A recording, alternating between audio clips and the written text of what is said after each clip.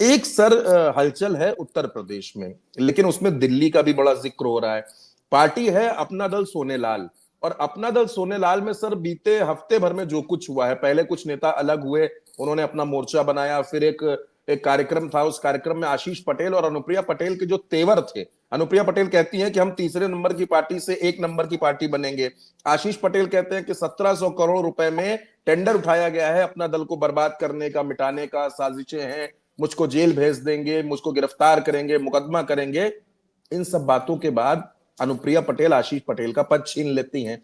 Sir अपना दल सोनेलाल में आखिर चल क्या रहा है, ये पूरी कहानी क्या है? दिल्ली और लखनऊ की लड़ाई है, या अनुप्रिया और आशीष में लड़ाई है? चल क्या रहा है?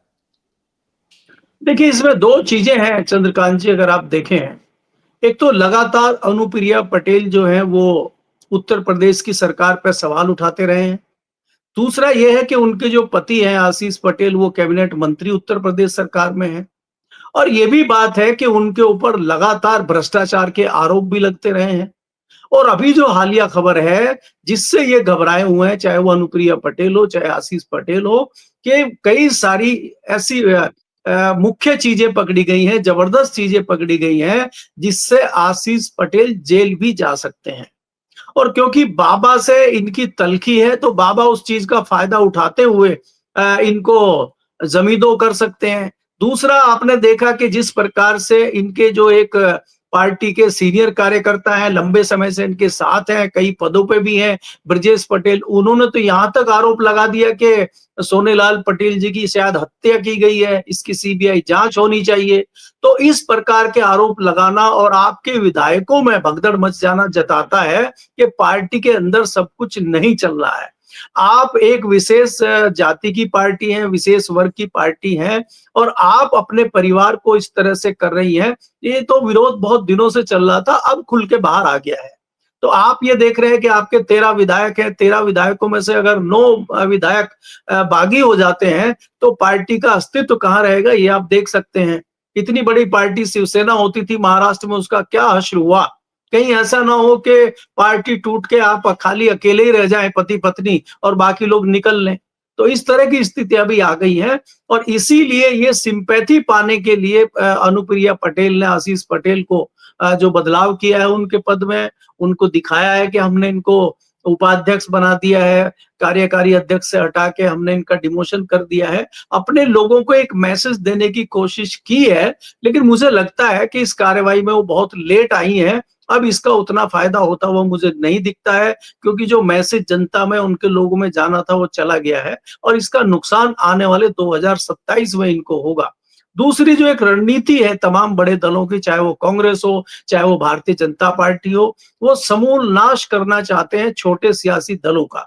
ये जिस प्रकार से छोटे छोटे दल हैं, इनको सबको खत्म करो और बड़ी पार्टियां आपस में चुनाव लड़ती रहें, ये भी इनकी एक रणनीति है, जिसको सियासत कहते हैं। तो उस सियासत में आप देखेंगे राष्ट्रीय लोकदल एक बड़ा सियासी दल वेस्टर्न यूपी में होता था, आज वो खत्म होने की कगार पे खड़ा हुआ है। भारतीय जनता पार्टी ने ऐसा निष्क्रिय कर दिया है, आज गन्ना किसानों के करोड़ों रुपए, सरकार के जो शुगर मिल है, सरकार उन पर चुपचाप कुंडली मार के बैठी हुई है। निजी मिल मालिकों का कहना है कि हम सरकार को पैसा दें, नेताओं को पैसा दें या किसानों को पैसा दें। और वो किसान पिस रहा है, किसान के पास बीमारी का इलाज कराने के लिए, अपने बच्चों को पढ़ाने के लिए पैसा नहीं है, और सियासी दल सत्ता की मलाई खा रहे हैं। तो इनका धीरे धीरे अस्तित्व खत्म करने की एक रणनीति भारतीय जनता पार्टी की है। तो ऐसे में आपको कई दल समाप्त हुए दिखाई देंगे, जो अपने अस्तित्व के लिए बचाने की कोशिश करेंगे, इक्का दुक्का विधायक उनके आएंगे। आपको याद रखना चाहिए, राष्ट्रीय लोकदल का एक बार ये भी अश्रू हुआ है कि उनका 0 विधायक आया है, और ये भी हुआ है कि एक विधायक बना, वो भाग गया है।